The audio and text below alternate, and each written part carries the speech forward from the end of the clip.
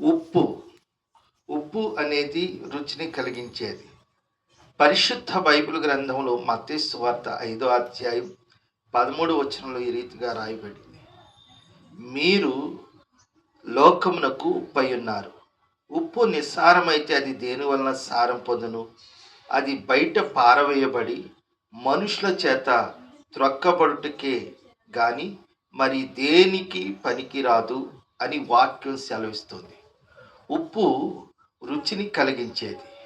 ఉప్పు నిల్వ కలిగించి పదార్థాలను నిల్వ చేయడానికి ప్రాముఖ్యమైన పాత్రను కలిగి ఉండేది.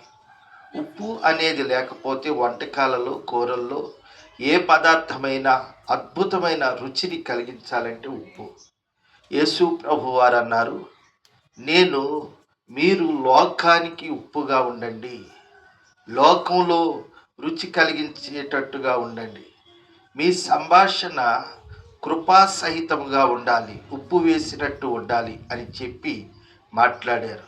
ఈరోజు ఉప్పు సారం కలిగితేనే ప్రతి పదార్థానికి రుచి ఎలా కలిగిస్తుందో మన జీవితాలు, మన బ్రతుకులు లోకంలో ఉన్న సమాజానికి, ప్రజలకు, సంఘాలకు, చుట్టుపక్కల ఉన్న వారికి ఉప్పు కలిగించి రుచిని కలిగించే విధంగా ఉన్నప్పుడు మన జీవితాలను బట్టి ప్రభు ఎంతగానో సంతోషిస్తాడు.